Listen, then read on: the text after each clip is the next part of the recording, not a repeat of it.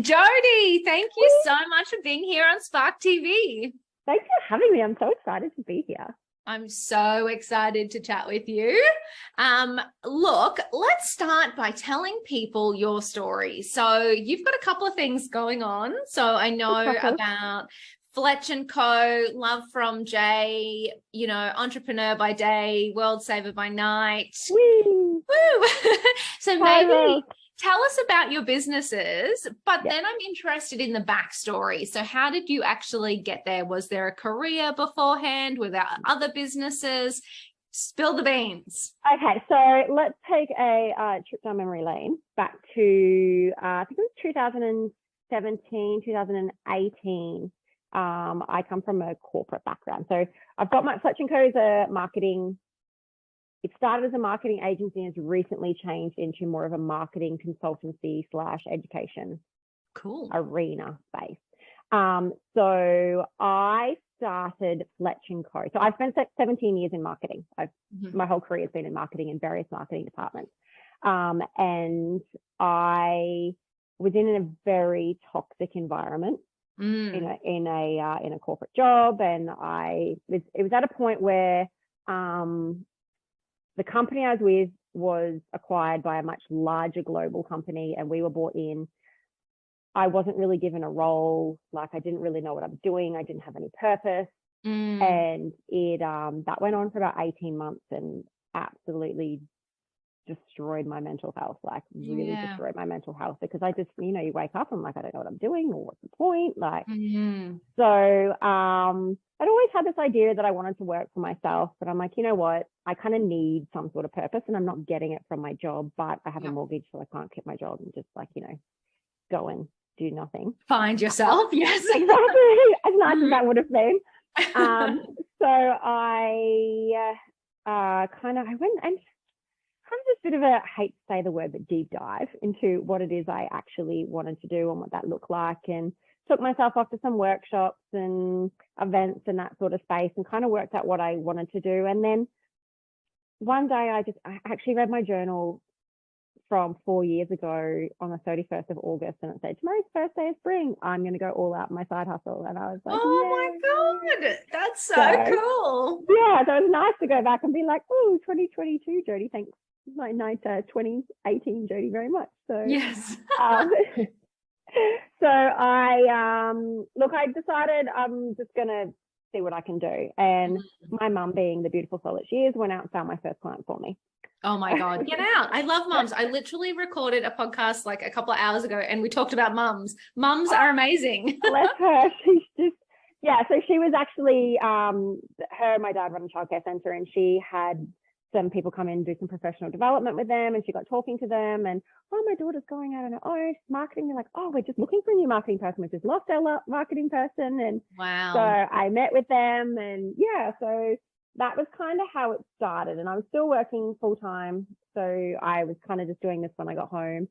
And then from there, it kind of just, I hate to say it, but it kind of just evolved. Like, I kind of found clients without having to find clients. Like, they kind of just came to me. And I was still working in this environment, again, really toxic. It was getting to the point where, like, every Sunday night I was having a meltdown. Like, my anxiety was at an all-time high. So I went and saw my doctor, and he gave me a permission to take stress leave. Medical certificate to take stress leave, and actually ended up putting me on a mild antidepressant to help me with my anxiety, which was, it was so strange, because my whole life I'd be like, medication, like, gross, drugs, like, I don't want to be on drugs, but it was a game changer. Like, it was just allowed me to actually get up and go to work, come home, be able to really get excited about the business. Eventually I found another job, and I was able to leave that job and went into a new marketing job while still building the side hustle. Nice. It's a marketing business.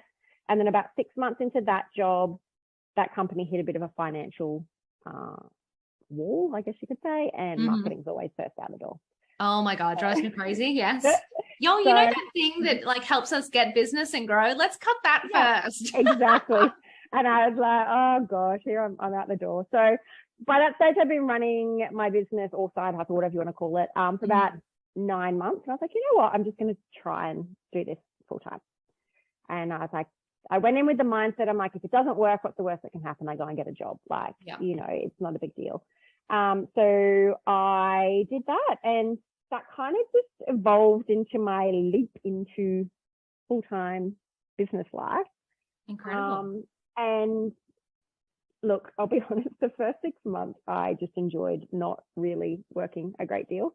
I was not having to go into the office, and I didn't really take the whole business thing seriously. But like, I was really lucky that I was getting a lot of like referral business from my other clients. Yeah. And the business that I'd come from previously, quite a few of the people had left to go out on their own. So then I contacted them, and because I'd worked with them previously, kind of picked them up as a client. Wow. And yeah, so it was really good that all of my business was coming through word of mouth, and I was able to build the business up that way. And then January 2020, I was like, all right, I need to get serious about this business. So I put a few things in place, put some strategies in place, and then got serious about it. And then COVID hit in March. So Damn it. Yep.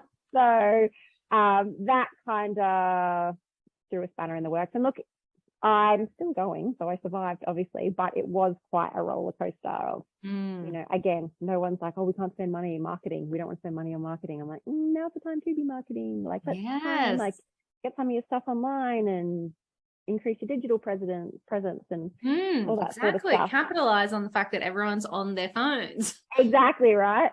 So yeah, that was a bit of a roller coaster. In saying that, backtrack to 2019 is when I decided to start Love from Jay. Hey, why not? Let's start 2 businesses in 6 months. Absolutely. You don't need to sleep. Yeah. And so Love from Jay is I call it a kindness boutique because it's built on kindness, gratitude, and self-love. And it's a product-based business. And so whilst I was kind of just enjoying the freedom of not really being serious, I decided I'm going to release my first product. So Love from Jay had actually been a blog for about 3 years. And so I was like, I'll see if I can turn this into a business while I'm going. Oh my God, I love it. Yeah. So it all just kind of happened, and I was like, oh my God, what am I doing? Starting 2 businesses in 6 months, whatever. And Love from Jay always took a backseat. It was kind of like the passion project. I was like, it's not the one paying the bills. It's kind of just a fun one. So yeah, I kind of just built those up and really focused on the marketing business. Got about 2.5 years into the business and realized the way it was going was not the way I wanted it. Like, I didn't enjoy the agency model anymore. And so I sat down and did a lot of research and asked lots of people about the sort of things it was, and ended up finding out that my real passion in marketing was more around the education space. So educating business owners on what marketing actually is, the importance of marketing. And that came to fruition of building a marketing business that looked at marketing beyond social media. So I hate social media. I don't use, I use it. Do you mean that you can't sell if you're not on Instagram? I know, right? This is an outrage. I burst everyone's bubble, but this is how it is. So I love that.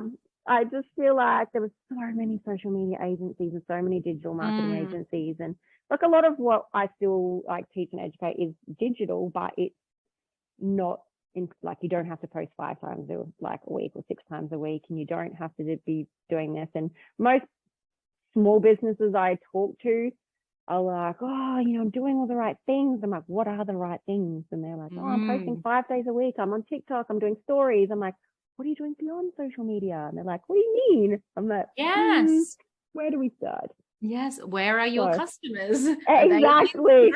Maybe do not. We actually know who your target market is that we're actually looking at? So yeah, so that's where the business has kind of come to for Fletch and Co and the marketing business. And then Love from Jay has just probably in the last 6 months started to actually evolve into a real business, more so than just a side hustle. I launched my first big product. It was first big investment in about March this year. Are they the kindness cards or? Yeah, so the kindness cards was the first product I created way back when. I look at those now, I'm like, oh God, what were they thinking? They're so ugly. No, they're cool. I love and them. and then 12 months later, I redesigned them. And then so the new product is actually a children's play-based education memory game that's designed to educate and inspire young kids about the importance of kindness. Oh, that's so cute. I love it. Yeah. So, and that's really starting to take off because I think people are starting to kind of see the point behind it. Like it's not just because it started out as a very different product, and I was like, it need to actually have some purpose beyond just being like affirmation cards for kids to read, sort of thing. So the memory game also helps like the memory focus and attention side as well. So so it's really exciting because I was like, you know what, at the end of the day, we need more kindness in this world. And I feel like the whole mission of Love from Jay is improving the world for a kinder tomorrow. And we believe that the best way to do that is to raise the next generation as generation kind. So we need to get them at a really young age. So yeah, between marketing and kindness, that's my what life. a dynamic duo, marketing and kindness. That's so good. And how do you find like applying all of your marketing know-how to a product-based business? Look, it's been a learning curve to say the least, because my entire career has been service-based. And my clients in Fletch and Co are predominantly service-based corporate businesses. Yeah. So it's been a learning curve and one I've loved. Like I've always wanted to work with products. So it's look, you have to use a little more social media in that space. Yes. But to be honest, a lot of the business at the moment, I am focusing on wholesale over retail. Ah, cool. That's interesting. Yeah. Simply because with the other business, I just don't have the time and the brain power to kind of just be going all in on retail. Yeah. So, and I'm actually finding it so much more fun too. Well, wholesale's that back to B2B, isn't it? You know, like talking to other businesses, treating it like a sales process. Was interesting. I did a product business during COVID. And that's a bit I liked too, because then I got to talk to all of these other business owners who were running businesses and talk to them about what products we had. And yeah, the wholesale's quite cool. I like it if you can make it work. Yeah. And look, there's a lot of work involved in it. And there's a lot of like, you know, you can talk to 100 businesses and maybe 5 of them might agree to stock your product. So there's a lot of that, but I find it so much more exciting. Like, don't get me wrong. I get really excited when an order comes through the website and you're like, oh, someone loves my product. Like they've bought one. But it's so much more exciting when another small business wants to buy your product and support your business. Like it's just, there's something just so humbling, I think might be the right word. Be like someone who is working so hard to build their small business wants to spend their money on my small business. Yeah. So it's just, I don't know. And it's so nice to go, oh, that's in someone's shop. Like my products are on your shelf. Isn't it funny, like from being marketing people, working in digital, it's like something physical in like an actual physical store. It's still the dream. It's still so cool. It's so like there's a lot of the marketing you can cross over, but it's like it's just very, very different scope, I guess. So, you know, there's again that element of social media, which don't look at my Instagram because I probably post on there maybe like twice in a month. No, maybe like maybe once a week if I'm lucky. Yeah, I know. I'm the same. It's just one of those things. It's always on the to-do list, isn't it? And it's just, I feel like, and I get where people come from, but when you can see the bigger scope of marketing and what's outside of social media, it's so much harder to then put so much more time into social media. Yeah. So I know it's almost, I feel like social media sometimes is just like your landing page, you know, it's just kind of letting people know you're still active and what niche you're in, but your customers might be, you know, on your email list or, you know, finding you through an ad or, you know, somewhere else. Exactly. I love that you said the words target market, you know, sitting down and actually figuring out who your customers are, where they are, and how to reach them. Exactly. And I was having a conversation with someone the other day exactly about that, because they're like, oh, this isn't working. And I'm like, well, let's sit down and really focus on what your target market is and who you're actually marketing too, because I like to say to people, I'm like, if you don't know who you're targeting to, you might as well stand on the top of a building and throw your product off it and hope the right person catches it. Like, that is what marketing without purpose looks like.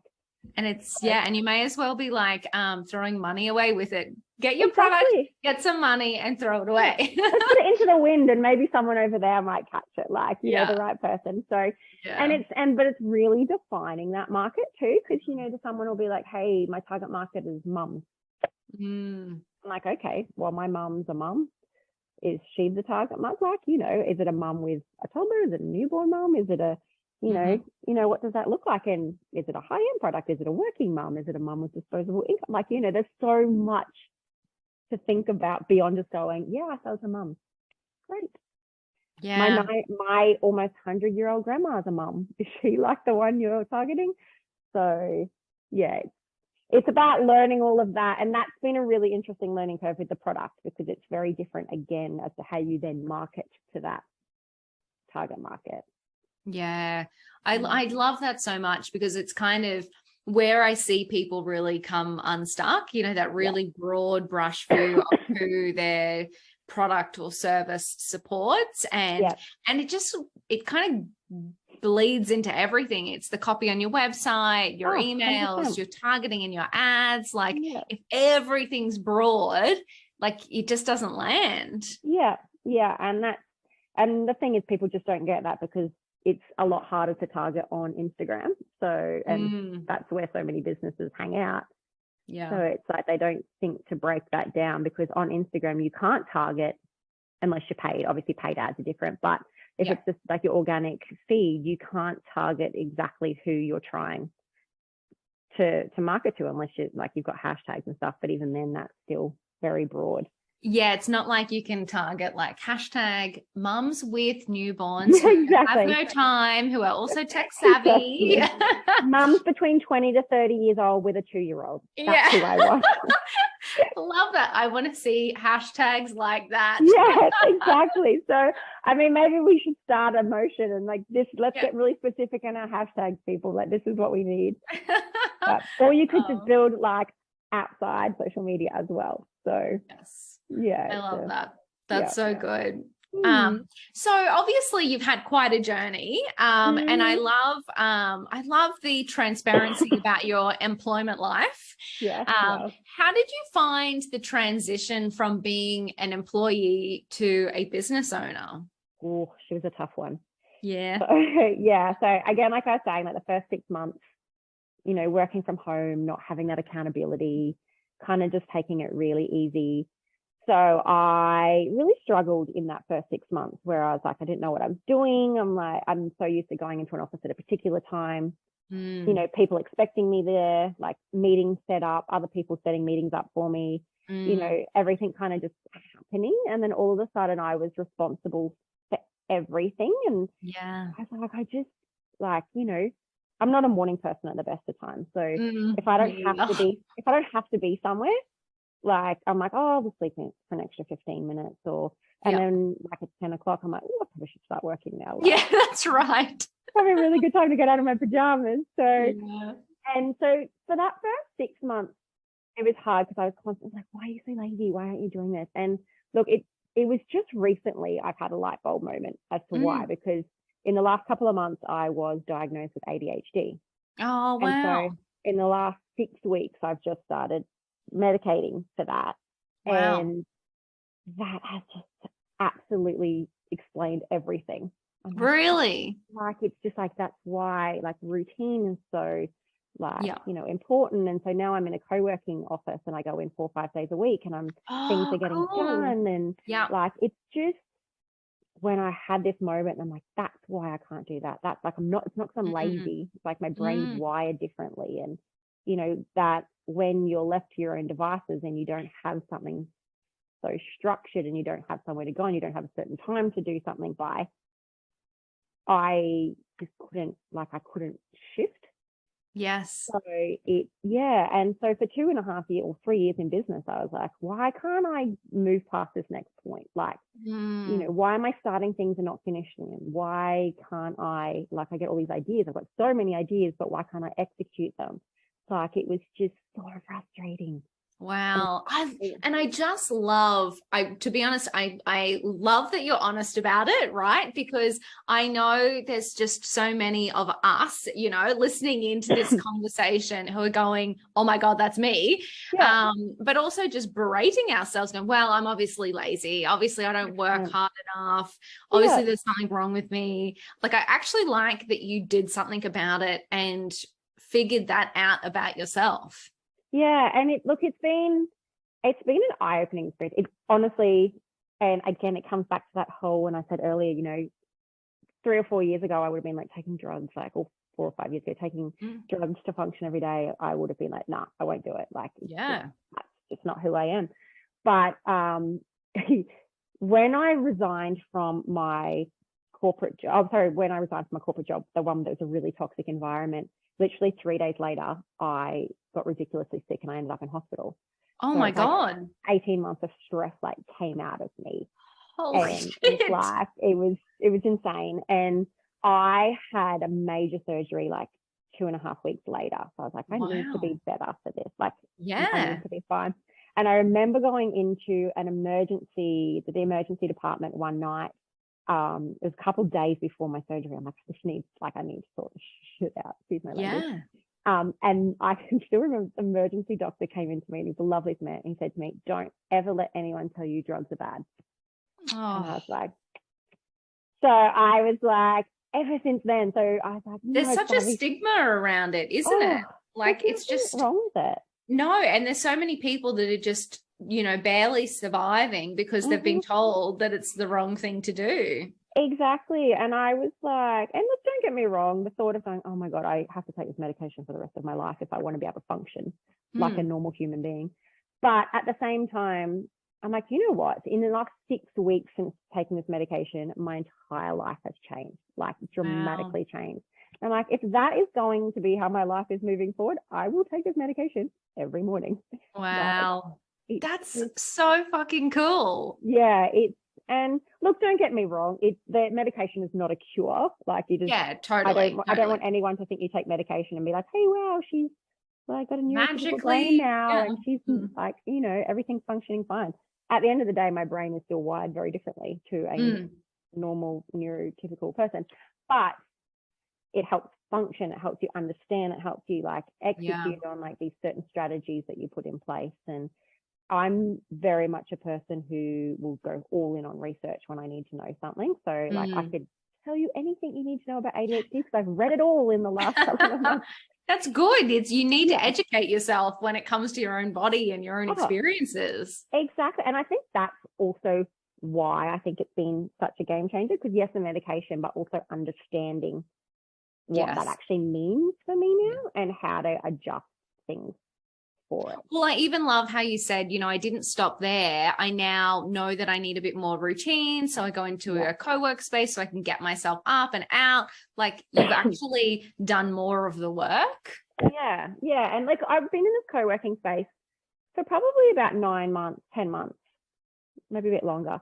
But last year I was only going in maybe 1 or 2 days a week. I'm like, getting into the office, like, it's just so hard. But in the last 2 months, I've been going in 4 or 5 days a week, and I can't even tell you how much it's changed both businesses. Like, just amount of stuff that I'm getting done, the productivity, the clarity, the focus, and it's all coming down to, yes, it's the routine, but it's like, this is just how it has to happen. Like, this is your brain now. And I mean, it's always been my brain, but you understand how your brain functions now.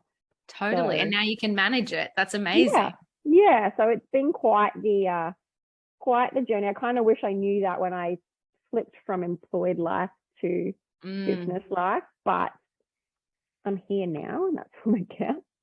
Totally. But we're always learning, right? Like, you know, it's just, I always like to say that people, you know, I'm sorry to be the bearer of bad news, but it's like, it is one thing after the other. It's just exactly. You know, you know, as the world changes, as your business changes, as you grow, like, it's just one thing after the other that you just become a professional problem solver. Oh, I love that. Yes, definitely. Oh my gosh, professional problem solver. I feel like that's adulting 101. Totally. I'm like, if only there was a degree in that. Sure, there's probably some course we can take. Well, a new business idea for anyone listening. Yeah, that's right. I'll take your course. I'll sign up. I feel like you would have no problem filling those courses at all. Oh my God, that would be so funny. Oh, I love it. So then what's next for you? Like, what's kind of your, growth plan for both, I know you've just pivoted into more the education side of things. You're kind of pushing the wholesale. Like, is it just all in on those, or are there new things coming? What's your plan? So much coming. I can't even begin to explain where my brain goes these days. I can't keep up with it. Like, honestly, so there's a lot going on, obviously, with both businesses. With Fletch and Co, I'm still very much rolling out, I guess you could say, the consulting side of the business. And that also has like a mentoring leg to it too, which... Oh, cool. That's cool. So I've had the mentoring side probably for about 9 months now. And again, that is working with these small business, or two-pronged, small business owners who want to learn how to confidently DIY themselves. So that one, they can do it themselves, but when they do get ready to outsource, they know what to expect. They know they're not being screwed around by agencies, because we all know there's a million shitty marketing agencies out there. Yes, I've used a few. Oh, hey, I've had lots of clients come to me from them, so that's not such a bad thing. But that's right. Yeah, exactly. So it's about educating them on that, but also helping them in the meantime while they're doing it themselves.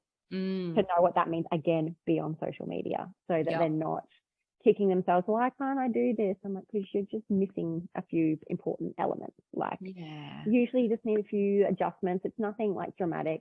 And then also working with early stage marketers in their first couple of years. Oh, that's cool. Yeah. So, and that is, we can stop creating shitty marketing agencies. Yes. Oh my God. Yes. You are getting it at the source. I love it. I'm all about coming like right in at the start and like getting it sorted. So yeah, so that works almost as like a professional development, because I work with the business to pay for it rather than them paying for it themselves. So nice. The way it is the marketing person gets mentored, but the business gets my 17 years of marketing brain on tap during the program. That's so awesome. It kind of works both ways. So that's kind of where that is. And like from there, I've got a few things in the pipeline. Like I'm currently looking to organize some like co-working days that focus on marketing. So for 4 hours every month, you do marketing. Like, but you come together with other people. And during that co-working time, you get access to my marketing brain again. Yeah. So you can ask questions, you can like help get strategies and that sort of thing. So kind of co-working with a twist, co-working, networking, marketing, all in one. That's cool. Yeah. And then look, I could keep going so much. Like, so much. No, that's incredible though. I love always moving forward, always capturing opportunities, never being, scared to explore what your customers want and integrate that into your business. I think that's awesome. Yeah. And it's just, like I said, I'm just really passionate about people doing marketing right. Like, I just want you to do it properly and understand why you're doing it. It's not the fluffy department. Like, it's not the fun, fluffy luxury that we'll use when we have money. Like, yes. That's an interesting question. A lot of people listening in are solopreneurs or small business owners. Any marketing tips for people like just getting started? Have a budget. Like, that's the biggest thing I see in so many, like even just like in Facebook groups and stuff for business, and people are like, oh, I really need to grow the business, but I don't really have any money. I'm like, well, like there are a lot of free things you can do, but at the same time, you can get a lot further, a lot quicker if you have a budget. So even if you're not ready to start a business yet, put a budget aside when you are to do that, but spend it wisely. Know what you're spending it on. So sorry, here's the ears now. Oh my gosh, I love fairy visitors. Hello. And he's just gonna sit on my lap for a while. Oh my God, that's the best. Hey mate. Yeah, so this is the CEO of Fletch and Co. Oh my gosh. This is Fletcher. This is how the business is named after. Oh, hey Fletcher. That is incredible. I love it. So he's Fletch and it's only helpful for the people watching the video version of this interview. Sorry guys, here's my dog. Everyone that's listening to the audio, cutest pup ever. Scruffy dog with big ears is the description. Oh my gosh. Yeah, I love that so much. Yes, he's the canine executive officer of our business.